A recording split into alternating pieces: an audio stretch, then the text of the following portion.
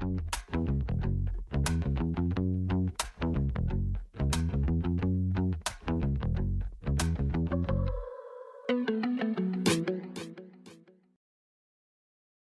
my name is David Oles, and I'm your co-host for Mississippi Happenings podcast. Joining me each week is my friend and co-host, Jim Newman. Jim, how are you, buddy?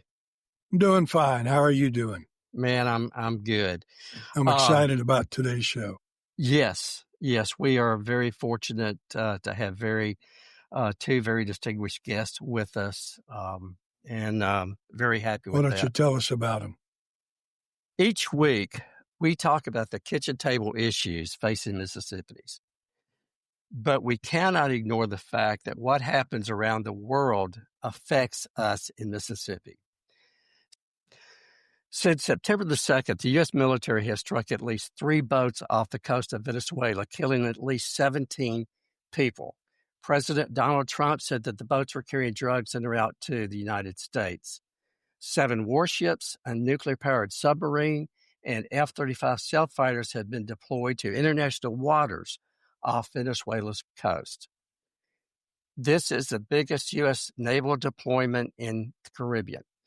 Today, we have 2 very distinguished individuals with firsthand experience and knowledge of military affairs and international laws and diplomacy. I want to first welcome retired Rear Navy Admiral Jamie Barnett. Jamie is a professor at the Ole Miss Center for Intelligence and Security Studies, teaching national security and cyber security policy courses. He served 32 years in the U.S. Navy and Navy Reserve, rising to the rank of Rear Admiral and serving as Deputy Commander. Jamie also can be found on Substack's Opinionated by Facts. Jamie, we want to thank you for your service to our country, and it's great to have you with us again. David, thanks. Thank you, Jim, for having me back. Also, joining us is Major General Andy Turley. Major Turley is a retired Air Force Major General and a retired senior executive with the Department of Defense. He served more than 27 years in a wide variety of active duty and reserve judge advocate positions in the wing, major command, and at the Pentagon levels. His highest military award is the Distinguished Service Medal. He is currently counsel to the law firm of Follett in McLean, Virginia. Major, thank you so much for your service, and thank you for joining us today. Thank you, Dave. It's my honor to join you today. Fantastic. And I am going to correct you, David. That's Major General Turley. Yes. You can easily pick out the civilian in the group. My apologies, Major General. Jim, no you worries. want to get us? Jim, you want to get us started? Sure, I guess I can get us started. When I was in the Air Force, and the same is true of all the military groups, there's a chain of command. And I've been wondering if I am the captain of one of the ships that fires whatever artillery they're using to destroy these ships, where does he get the command from? It has to be he can't. I don't think he can take that on his own, and I assume that there's a chain of command where he gets the authority to do it. Because as far as I know, I don't think it's part of the United States military to blow up ships in international waters.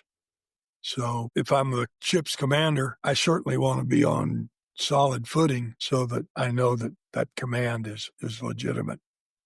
So for either one of you to take it on, how does he get his orders? I'm going to take the Navy answer since I think they're involved. Then I'm going to let General Turley speak to the legalities of just how firm ground they were on. But first, I would say you're exactly right. That has to be authorized.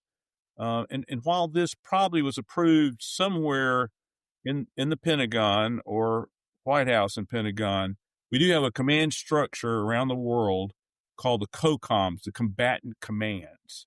And they answer really directly to the President of the United States through the Secretary of Defense, Secretary of War, which as it might be.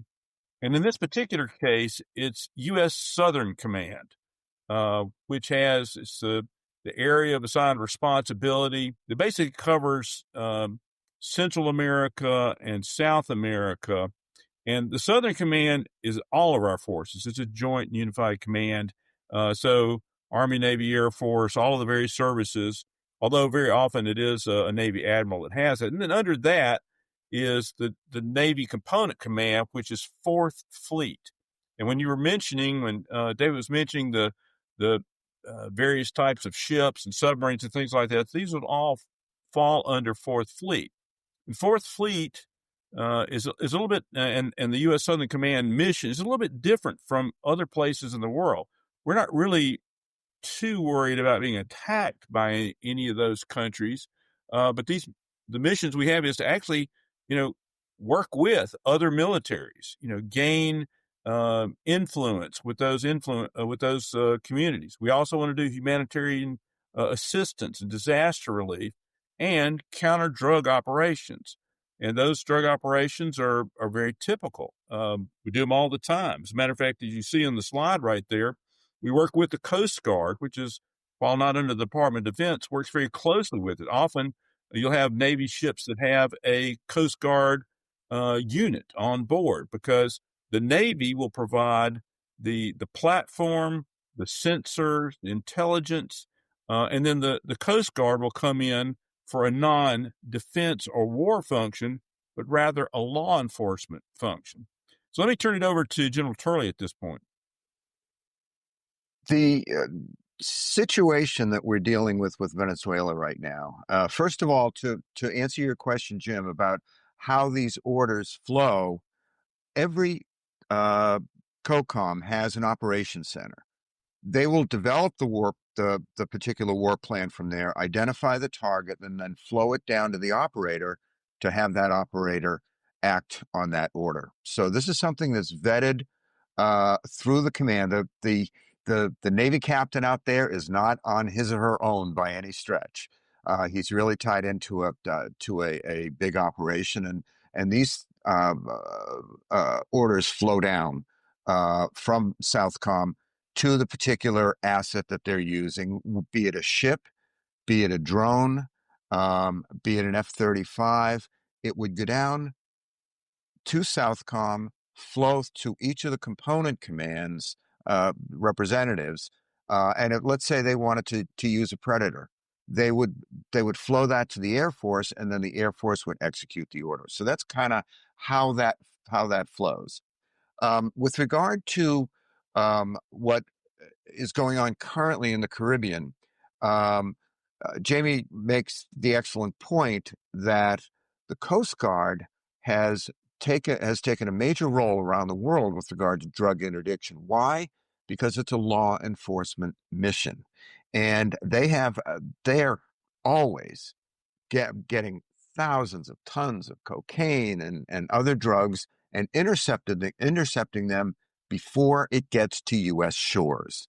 The importance of that fact is that these particular activities that are that are taking place off of the shores of Venezuela are nowhere near the continental United States. And the issue is with regard to blowing up these boats, it is using the military for a law enforcement purpose. And that is the fundamental issue. And by conflating the two, you introduce a lot of confusion with regard to what the authorities are to use the force and what force can be applied. When you have somebody driving a drug boat, they are not a combatant. They are a civilian, whether they're armed or not. And everything is fact-specific in terms of making a determination of when you can fire and who you can fire upon. The Secretary Rubio made the point that, well, in the case of blowing up, at least in response to questions about blowing up the first boat, well, we could have intercepted. We just decided to go and basically blow them out of the water. That's really problematic on a couple of levels. First of all, under U.S. law and under international law, the key to all of this is the fact that force is a last resort, not a first resort. It's if a policeman in Jackson, Mississippi, were defending herself against a threat, the threat would have to be imminent, and she would only have to use deadly force if she was in immediate danger. The same concept holds true with regard to dealing with threats against the United States.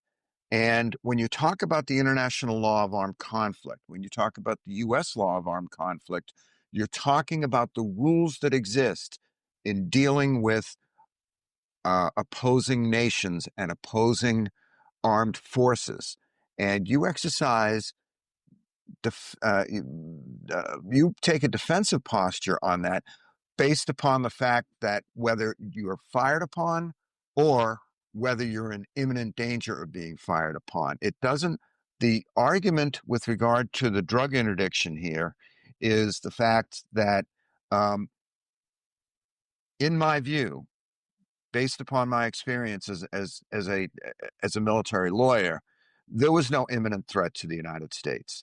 The argument has been made that, well, importing drugs is an imminent threat to the United States, but when you're dealing with a small drug boat off the shore of Venezuela that wasn't even destined for the United States, as far as we can tell, to my mind, that is an improper use of military force. And as the Secretary says, what we could have done, what we usually do, is use the Coast Guard, a law enforcement agency, to go ahead and do the interdiction. There was even some discussion. I read some, is the fact that the first boat, at least, turned around when it realized it was in danger. Now, just the mere appearance or whatever the weapon system was that they were using, turn them around. That, if there's ever an argument about imminent danger, that certainly turned that around. So that's why I say that it was an improper use of military force. Even the policeman in Jackson, Mississippi, the policewoman, if a felon is fleeing, she can't shoot him in the back. Right. Which is essentially what happened in this particular circumstance. I don't consider the argument has been made that, well, drugs present a real danger to the United States and to our country. I absolutely agree with that, but it's not the same as a military threat. It's not the same as an armed force threat like Al Qaeda, like ISIS, like Iraq and Afghanistan. It is a far different threat, and it is not a threat that can be met, in my view, under both domestic and international law, by use of military force. Let's put it in terms of land. What if there's a suspected drug lord that's driving, let's say 500 kilos of cocaine across Dallas? You can't shoot him with, a shoulder-mounted, shoulder-launched weapon and just blow up his car. We have to have some kind of evidence that can lead to probable cause. And so, so we had intelligence on this, and as Major General Turley knows, anytime an intelligence brief is being delivered, they give it with a level of confidence. And the reason that they do that is that you're putting together lots of pieces of information that may not always turn out to be the case. And so they hedge it. So, an intelligence report's a whole lot more like a weather report than it is like an indictment. It is actually based on testimony, sworn testimony. So, yeah, so they said there are drugs in that boat. They say these are drug people. They say it's headed toward the United States. Maybe it is. But, in that first boat with 11 people, that's a whole lot of people to be delivering drugs and it's 1,000 nautical miles from the continental United States. Why do they need that many people? They could have taken some of those people out and actually had more drugs on board. So there's a real question. Well, maybe they were actually human trafficking in some ways or something like that. So you just killed a bunch of innocent people. So, the thing that concerns me, and I think the thing that General Turley was alluding to, is somebody said, this is what we're going to do. It came down through Southern Command, and at some point there was a situation where it said, shoot that boat. And somebody had to issue an order. And the question always is that a lawful order? Because we have a duty to obey lawful orders. And we also have a duty to disobey unlawful orders. Now, I don't know that this will ever be adjudicated, because the people that would be judging this would be the people who are probably issuing the orders or issuing the operation on this. But it is a major departure from the way that the United States, and I'll have to tell you, other allies of the United States conduct business. And it's alarming to me. Nobody is for drug. Nobody is suggesting that we should allow these drugs to come out of Venezuela or to go anywhere else at all. But we have a program for that. That's what we've been doing, is interdicting these things. And it's far from going to war with Venezuela, although some of these actions may, result in some kind of reaction from Venezuela. We know that, or let me ask you this. With Donald Trump, we don't, we don't know really what is going on in his mind or why he does certain things. But what do you think could be maybe the real reason or real reasons for the attack? My sense is that it's intended to be a deterrent, which is fine, but that's not how we do business. The problem is you can have a deterrent, but when a deterrent becomes an illegal activity, that's a horse of a different color. And I consider this an illegal activity because of the misuse of military force in this context. So that's really kind of my sense on what's going on. And I, the administration, Secretary Rubio, have not really come up with any legal basis for the action other than drugs are bad for America. Drugs are dangerous to America. I do think that one of the things, and I made the observation before, that the Trump administration, if you try to analyze the totality of their policy, is, well, what would a reality TV show be if you put it into the White House? And so it's always very performative. And in this particular case, who out there is for drugs and drug runners? Well, nobody is. So you can kind of say, well, this is an enemy that we can all be against together. The problem is that there are a lot of different ways to do that, and it doesn't have to involve killing people without due process. They could have stopped that boat and actually prosecuted them, and they'd still be alive. And we would have found out, were there drugs on there? Were they all drug runners? Were they actually somebody who was captured, didn't want to be on there? So the illegality of this is the thing, as General Turley says, that is most concerning about it.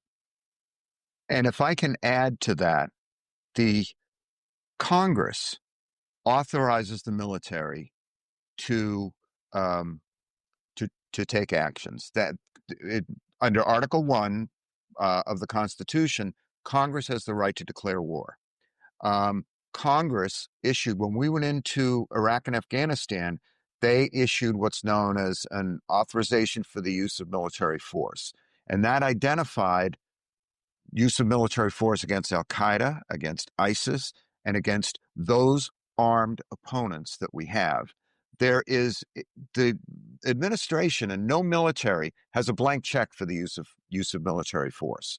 And in this case, there's no authorization for the use of military force that has come from Congress to engage in these kind of activities. I have some colleagues of mine who published an op-ed in The Hill yesterday addressing this particular issue and saying Congress should really look into this because of the misuse, in my view, of military force for a law enforcement purpose. And by the way, I'm not sure, they haven't identified the units that were involved in this. I would think that they would have fallen under Southern Command, maybe Fourth Fleet. There may be some air forces that were viewed. You're seeing you were seeing a picture of the MQ-9 Reaper, as General Turley mentioned the Predator. If it was one of these types of assets that were shooting these boats, it's probably shooting a Hellfire missile or something like that. It's a $150,000 missile to take out, a pretty decrepit looking boat, when all you really had to do was, pull in front of them and stop them. And so that's another aspect of it that makes me think it's more performative in nature. They actually want the drama of killing these people. And I'm sure it does send a message to Venezuela, but it is a medieval message in a lot of ways. It's not the way that nations in a situation where we believe in and support the international laws should behave. Jamie, you probably know. Do you think it's cheaper to send that Hellfire missile or send a Coast Guard ship?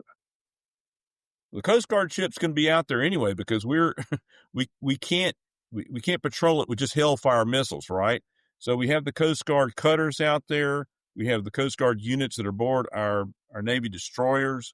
Desron 40 is deploys ships to this area for this very purpose. We're going to have them out there anyway, and they're going to be more effective. It's like asking for the Coast Guard picking up 75,000 pounds of cocaine. That was done without a Hellfire missile. And we actually probably got the people, which means we also get to interrogate them. We get more intelligence, more information. So there are just a lot of reasons why I don't think it was good judgment and it was bad law that allowed these strikes to occur. And if I may add, whether it is probably cheaper to go ahead and use a Hellfire missile, but it's not legal. That's my concern. And the United States should stand by the legality of its actions. And the United States has always done the right thing. And doing the right thing is conducting itself in accordance with domestic law and international law. Well, that's why I asked the question, because one of the first things that I was introduced to when I joined the Air Force was the Uniform Military Code of Justice. And that's right. One of the items was that if you had to follow legal orders, but if it was an illegal order, if you wanted to take your chances and you were convinced it was an illegal order, you needed to stand up and not do it. And I couldn't find anything to justify blowing up these ships. And I want to say that somewhere there was the intelligence, and maybe it was intelligence from on the ground that the ship, this little boat, had left. I'm just a civilian, and I don't have access to all that information. I did have clearance at one time, but that was years ago. But it just really bothered me that we were killing people, and it didn't seem that there was any justification for why we were doing it. Jim, let me throw an additional element in that the administration has used to justify this. They designated this Tren de Aragua, this gang, as they've said, well, they're a foreign terrorist organization. They've designated it, named it as a foreign terrorist organization, and that it's being controlled by Venezuela. Well, I've not seen very much evidence that convinces me of that. But the important point here is that designating somebody a foreign terrorist organization does not in and of itself justify the use of lethal force. We're not at war with Venezuela. That is exactly right. And we're not at war with Tren de Aragua. What we are, we want to prevent drugs from coming into this country. We have the legal means by which we do it. The means we finance through appropriations to do this kind of thing. And that does not include sending reapers and predators over the Caribbean Sea to take out stray drug boats. Yeah, wasn't there a time, I don't know, 20 years back when we went into Colombia with some boots on the ground to help Colombia get rid of their cartel? That's right. We had troops on the ground there in a joint task force. That was a supporting task force. You know, we were letting the Colombians actually do the hard work. We were providing support for that, surveillance and things like that. And that was a situation, and Andy may remember, can add some color to this as well. It was pretty successful because Colombia was a hard nut to crack for a long time.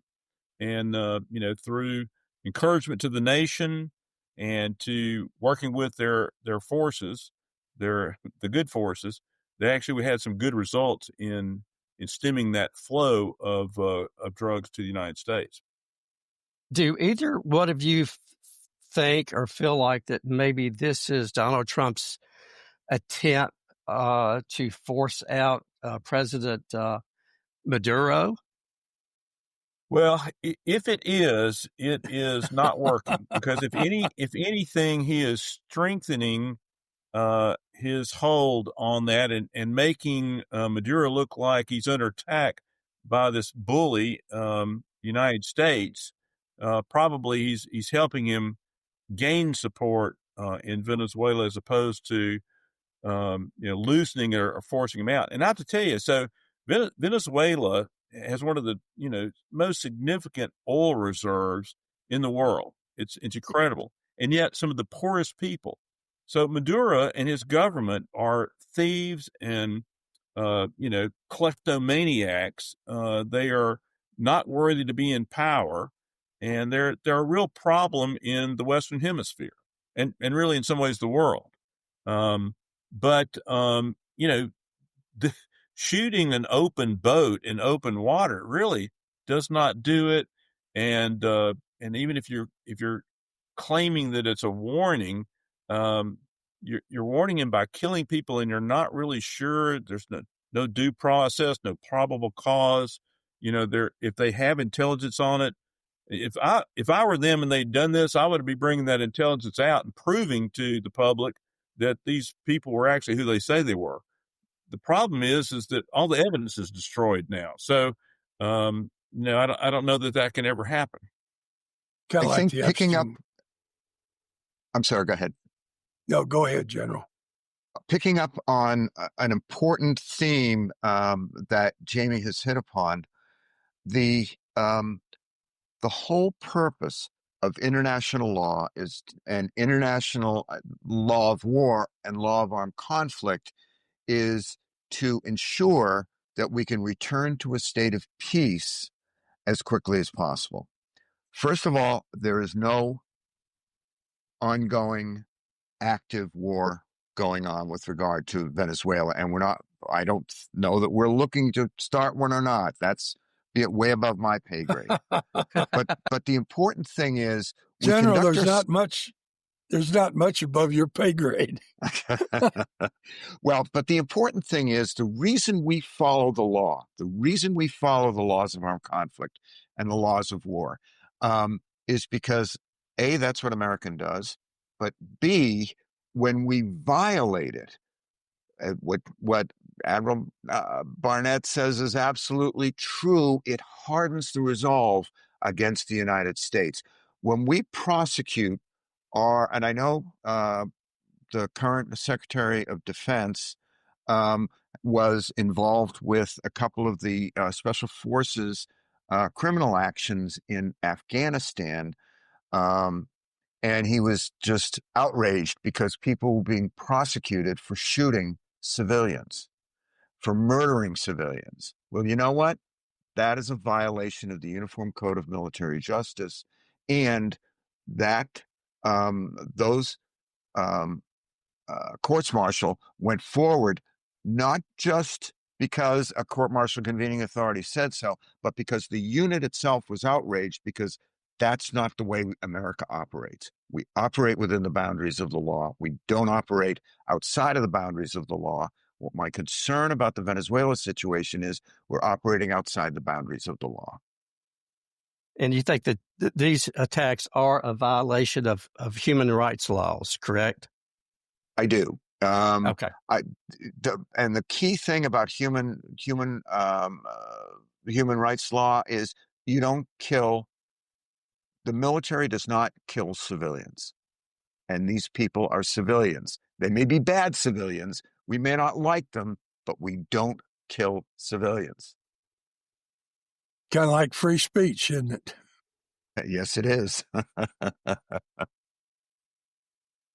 We do know that in August, the State Justice Department increased the reward for Maduro's arrest to $50 million. So we know that he has, the Venezuelan president has a $50 million bounty on his head. Well, I could give him some advice. Don't get in a little boat and head out. Right. Exactly. How far down does Southcom? Does it cover all of South America? Yeah, it covers all of South America, and basically, Andy will have to remind me on this. I think it's everything really south of Mexico, the Caribbean, and all of Central and South America. Mexico, I think, is considered part of Northcom, Northern Command. Where is it headquartered? Southcom is in Mayport, Florida. Yeah, it's in. I've been to the Southcom headquarters. Or is it in Tampa? It's in. No, CENTCOM is in Tampa. Yeah. Oh, you know what? I know. I think it's down in the. I know that Fourth Fleet is in Mayport or Jacksonville, Florida. I'm not sure about this. I think Southcom is based down in the Miami area. Miami. Yeah, that's Yes. right. It's Miami. Right. Well, I am certainly in awe of both of you and the knowledge that you've imparted on this particular subject. I'm also interested in the South China Sea and China's claim to that territory. And every once in a while, more frequently lately, they fly some of their jets pretty close to ours, or they'll have one of their ships cross diagonally in front of one of our ships and come close to a naval accident, but fortunately it's not. Are they violating international law? Absolutely. So I've likened what the Chinese are doing in the South China Sea. We don't have a map or a chart of that, but I encourage people to look at the South China Sea. It does say China, but it borders on a lot of Southeastern Asia and the Philippines, and China has been claiming it based on an old British chart that they did a little dashed line for some reason on it, called the 9-dash line, or some people now call it the 10-dash line, and that is the sole legal basis for which they claim the entire area. And there's not as much death. I don't know if I've heard any deaths going on there, but it is a grab the same way that Putin is grabbing Ukraine. We don't get this much in the United States, but on a daily basis, there are incidents at sea between the Chinese and the Filipinos, the Vietnamese. They'll shoot water cannons. They'll collide with fishing boats, with mineral excavation boats, numerous things like that. Of course, we know that they built islands. They've improved islands out there in contravention of international law, and they've been ruled against on this. This has been brought up in international courts, and they've lost. The Chinese have lost. Andy, what would you say? I would say that it is probably the single most important shipping lane in the world. It is key to commerce in the United States, commerce in Europe, as well as commerce in China. And the problem is that China has been just put its elbows up and said they've relied upon the 9-dash line. They've also relied upon these. They've put bases on these islands that they've constructed so that they can exert influence and control over the South China Sea. I'm surprised we haven't had more upsets than we have had. They seem to be a little quiet right now, but there is, I think, as Jamie indicated, there is probably a lot of activity going on over there that's a fairly low level. It is definitely an area that could serve as a flashpoint for armed conflict between us and China. The World War II analysts and aficionados out there, I mean, when you look at where the Japanese went in the run-up to the American entry into World War II, that's where they headed. They went right down the South China Sea and tried to grab all of the straits all the way through to Indonesia to grab this because of the importance of those sea lines of communication. I had a question that the Major General mentioned, and I can't think of it right now. Is it? I know what it is. Is it? What do you think the reason that they want Taiwan? Is it because of the technology, or is it just they want to take back Taiwan? My answer is yes to both. I think there's a real historical element there, and there's also the whole technology. And Taiwan is a it's a small country, but it's a very, very productive one, and it has thrived for so many years ever since it really was established right after World War II. So I think they want both. And I'm afraid it'll go the way, if they ever get Taiwan back, it'll go the same way as Hong Kong. Hong Kong was just a jewel of the East, and they've effectively ruined it. Now it was nowhere near as productive as it was 20 years ago. And going to General Turley's point about kind of the history of it, they do see this as historically theirs. And I think that's very akin to another dictator, Putin, wanting to get Ukraine back. Really the heart of Russian culture actually started in the area around Kyiv. And so, he feels like he wants that back as part of the ancestral Russian Empire. And this, interestingly, is why what happens in Ukraine and the United States posture with regard to Ukraine is so important and has so many ramifications for what goes on in the South China Sea with respect to Taiwan. It all ties together. And Jamie, since you brought up President Putin, what do you think how do you think he fits into this equation with Venezuela? Well, so there's an interesting book that has been written by one of the great authors that I think are out there, named Anne Applebaum, and it's called Autocracy, Inc.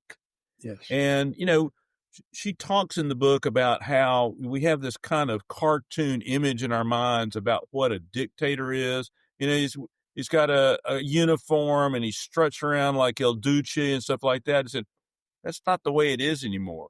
These are corporate giants who are all working together.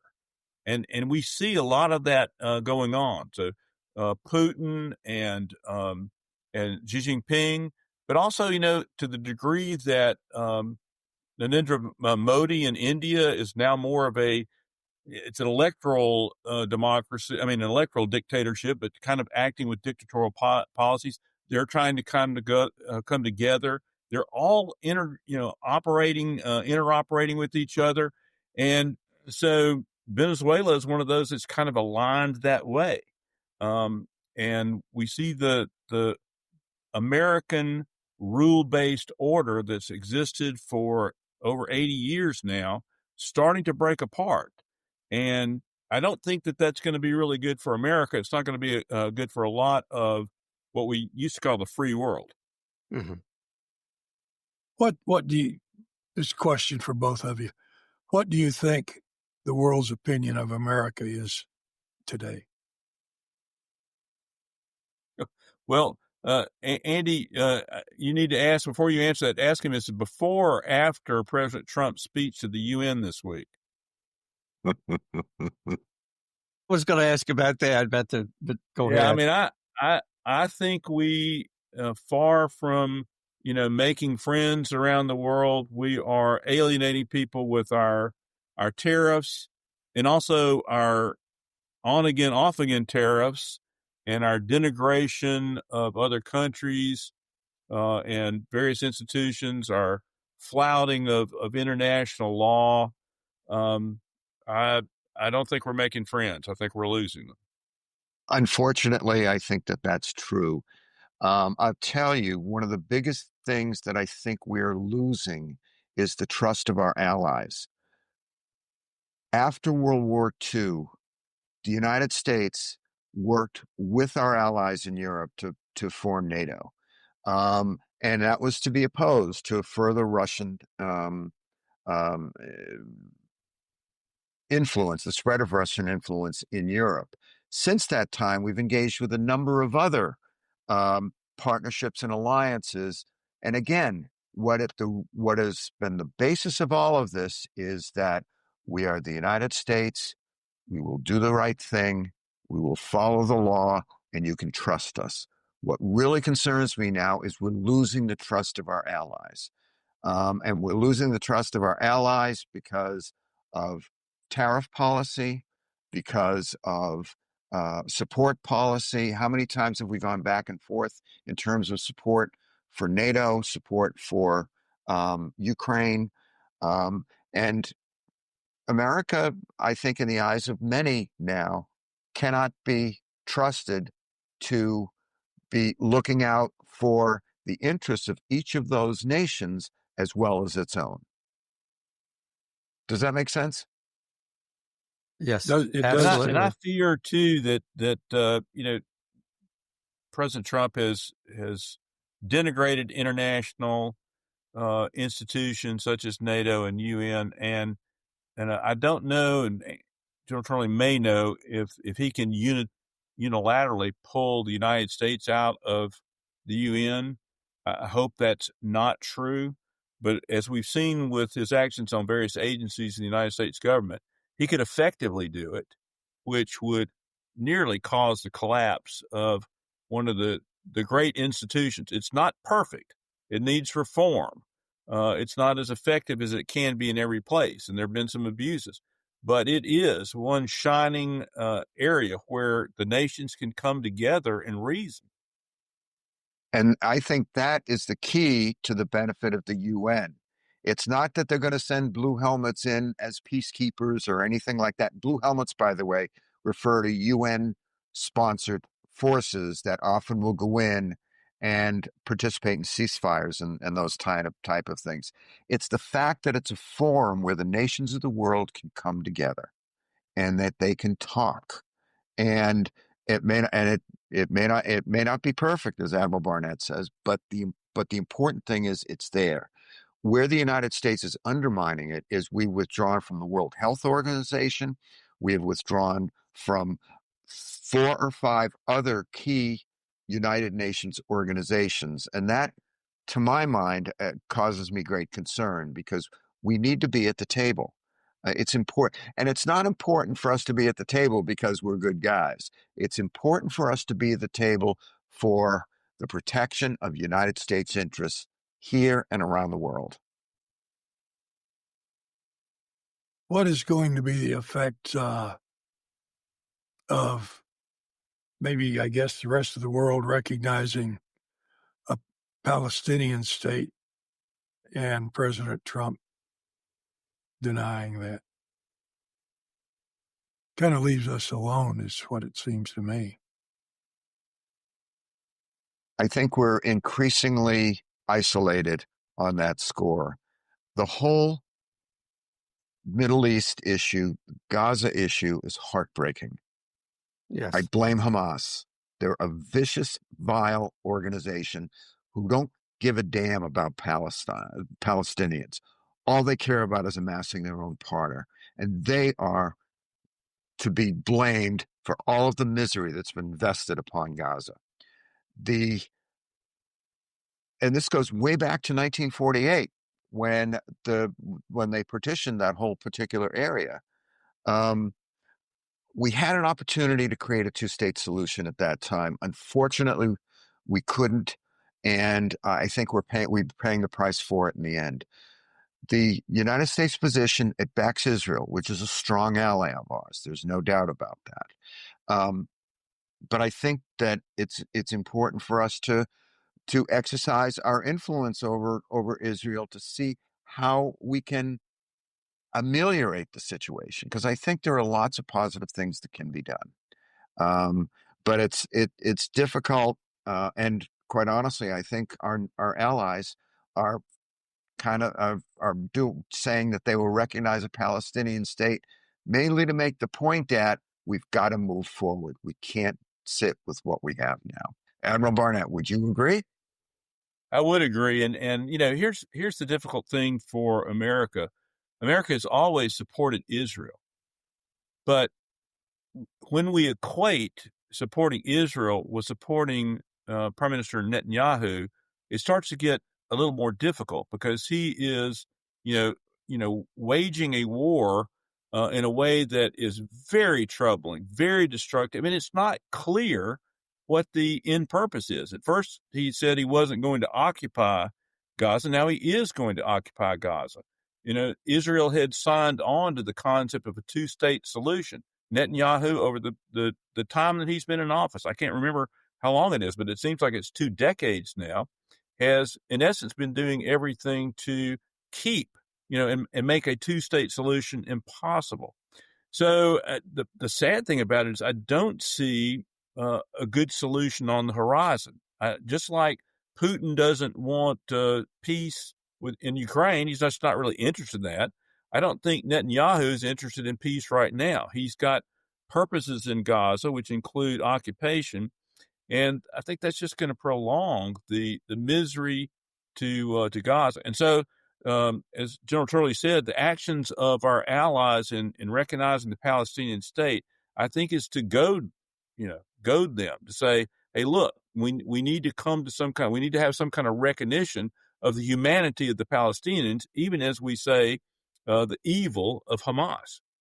But doesn't Netanyahu, it seems to me that Netanyahu has been continuing this more for his political gain, because he, if the war was ended today, it's my understanding that he would probably be indicted for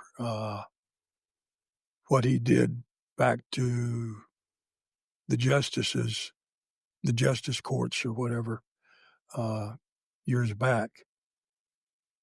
And he was I think he was under indictment. Yeah, he was under indictment. I think, I don't know about ending the war, but I think it's clear that he lost his coalition and was out of office. He could be prosecuted again. And his coalition seems to want the obliteration of the Palestinians in Gaza. I don't want to get too far off the subjects, everything, but I'm always I try to ask this question with as many experts and leaders as I can. And the question for both of you is the United States becoming a authoritarian government? Do you want to take that I know one, that's General? Or? I know that's a loaded question, but It is a loaded question. It depends on how you define authoritarian. The foundation for the United States of America is the U.S. Constitution. Embedded in that is the concept of three equal branches of government. The Congress, which is under Article 1, the President under Article 2, and the judiciary under Article 3. The founders were very specific in terms of balancing responsibilities between those three to make sure that one didn't predominate. Unfortunately, and it depends on how you define authoritarianism. If you define authoritarianism as the executive is preeminent over the other two branches, then I think I get very concerned that we're heading in that direction. And Anne Applebaum's book is very clear on how that kind of thing can happen. What worries me is that Congress has ceded its power, a lot of its power, in many different areas, to the executive. And what worries me is that every time that there's a decision against the current administration in court, the judge involved seems to be is characterized as a wide-eyed radical, a leftist radical, when that is not the truth at all. We're a country of laws. We're not a country of men. And I think that the whole concept of a preeminent, or what they call the unitary executive theory for the presidency, that concept undermines the whole genius of the Constitution, which is balancing each one of our branches of government. And I would agree entirely. And if you look at some of the books, like Tim Snyder's On Tyranny and Anne Applebaum's works, Twilight of Democracies and Autocracy, Inc., you can almost like have a bingo card of what's happening. So suppression of democratic institutions such as the courts, suppression of the free press, prosecution of journalists, using the courts against your enemies, disobeying various laws and mores. So the concept that, I remember, all the other previous administrations, there was this, since Nixon at least, but there was this limitation on the communications between the White House and the Attorney General, the White House and the Department of Justice. That's broken down. And as a matter of fact, I mean, he tweets, instructions to the Attorney General now on who to prosecute. As all of those start to break down, you can start looking at where else this has happened. So whether it's India, whether it's Germany and things like that, you don't go directly to dictatorship. You can go to an electoral dictatorship. That's the way it was with Hitler. Hitler was actually asked. They gained shares in the Bundestag. They got a certain number of people, and he was asked to form a government. And he immediately started undermining all of the democratic institutions, including the courts. And so, are we autocratic? Well, we're certainly more autocratic than we were a year ago. That kind of brought us all the way back around to why I had my question about the legality of blowing up these Venezuelan boats.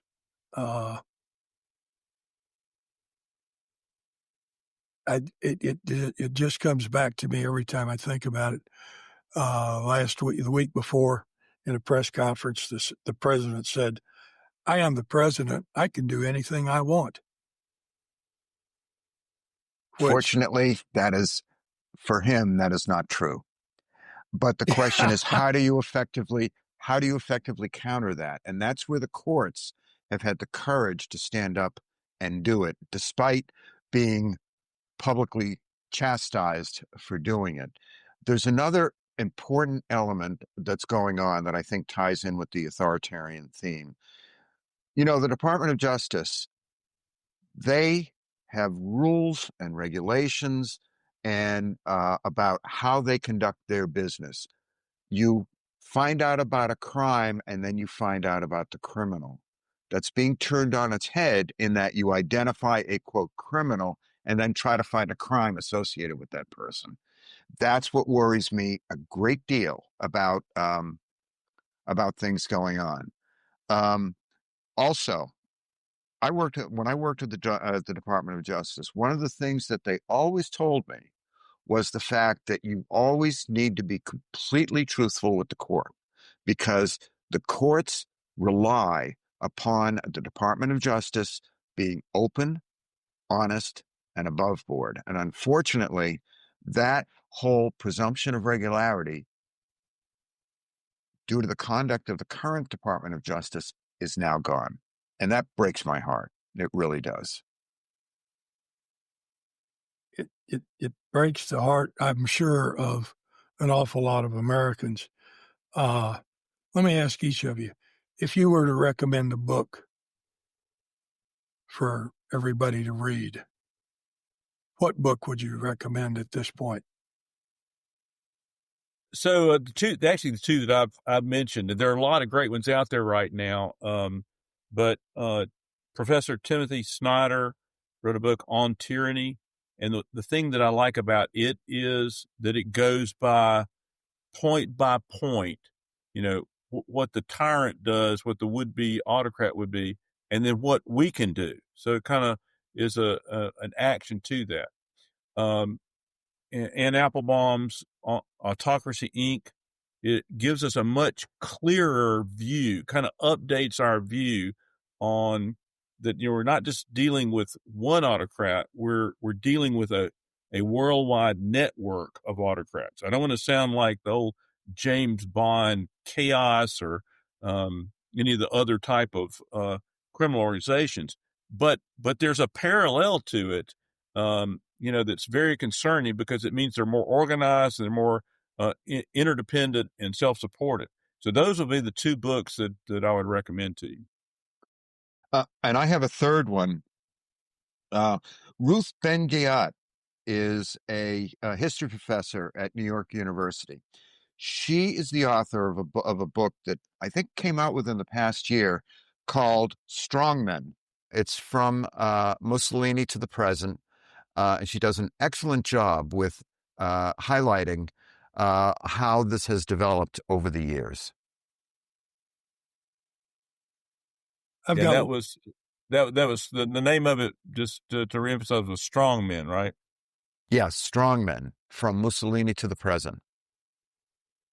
General, I've got one last question, and it's yours. Listening to you and Jamie, the blowing up of these boats in the Caribbean appears, or at least sounds to me, like it's not a legal action. Who can file a lawsuit, or who would have standing to challenge that in a lawsuit? Because somebody had to approve this, and I just can't imagine that it did not get run by some JAG officer somewhere that either ignored it or signed off on it or something. So who would have standing to challenge this? That's a very good question. I think the first people who would have standing would be the families of the people killed in the boats. But that's filing an action against the United States is a long, costly process, and it's not very practical. In terms of other people, see, the thing is, you have to have standing, you really have to have show a harm, and it's going to be difficult. This is why I think Congress really needs to look at it. And this is why my colleagues in their op-ed that they filed yesterday on the Hill have said, Congress, please take a look at this, because it's really an issue of authorities between Congress and the executive. So unfortunately, I'm not sure there's a judicial remedy involved here. It certainly wouldn't be a good one. I mean, like I said, it's just the burden on some poor family in Venezuela, and then the fact that they would, might run into the thing. Well, was your family member actually running drugs? But I suppose that you could file a wrongful death action in Venezuela, get a judgment, but then I don't know how you'd be able to enforce that judgment in Venezuela. Or whether you'd want to even try, because Yeah. you might not come back. And Jim, you've hit on one of the things that concerns me is, what is the accountability for this? This seems unlawful. The administration is not coming forth with evidence or a legal basis for the action, and there doesn't, unless the Congress investigates it and has some kind of oversight to bring out accountability. I think it not only remains unaccounted for, but it also can be repeated. I'm sure it'll be repeated. I don't trust what's going on. This is why it's important for Congress to step in and examine this, because that's the counterbalance. That may be a good place for us to end on that too, is that's what really needs to happen next. Yeah. Absolutely. Thank you. Major General Turley, thank you so much. Jamie Barnett, thank you so much again. It's good to see you. But this has been great, and we do want to maybe in a few months maybe follow up again with you guys. Jim, what do you got to close us out with? The only thing I've got to close us out with is to those who are viewing this and have enjoyed it, I hope that you've learned something. That's the purpose of what we're doing, is to try to educate people. And when we're doing this, it costs money. So if you've got a few extra bucks in your pocket, David can tell you where you can send them. And David and I would be very appreciative, because at this point, it's kind of David and I and a couple of other people that are sponsoring this. So, David, do your shtick and tell them where to send the money. Absolutely. We do appreciate you listening. We appreciate you watching. We do ask that you subscribe, and yes, to subscribe, it is free. Now, you can donate to the podcast at our website, which is mshappenings.org.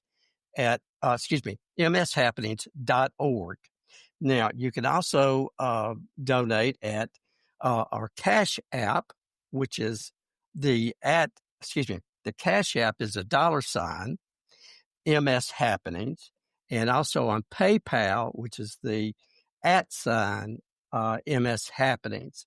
And also you can send us an email at mshappenings1@gmail.com. That's mshappenings and the number 1 @gmail.com. We would love to hear from you. We would love to hear what you think about this. We want your thoughts, your criticisms, your comments, whatever. We do enjoy this. Jim and I enjoy this, and we get an opportunity to meet so many interesting and knowledgeable people like Major General Turley and Admiral Jamie Barnett. So this has been a lot of fun, And I also want to invite you to check out Jamie Barnett's Substack, which is Jamie's Opinionated. Well, that's all one word, which is Opinion Aided by Facts. So it's good to see everybody. And guys, thank you so much. And David, as always, yes, sir. Yes. I forgot to mention, we are a 501c3, so any donations are tax exempt. So we're Absolutely legit. The IRS will be looking for us next year. So absolutely. So please subscribe and please donate if you can. And as always, may we never be indifferent to the suffering of others. Thanks so much.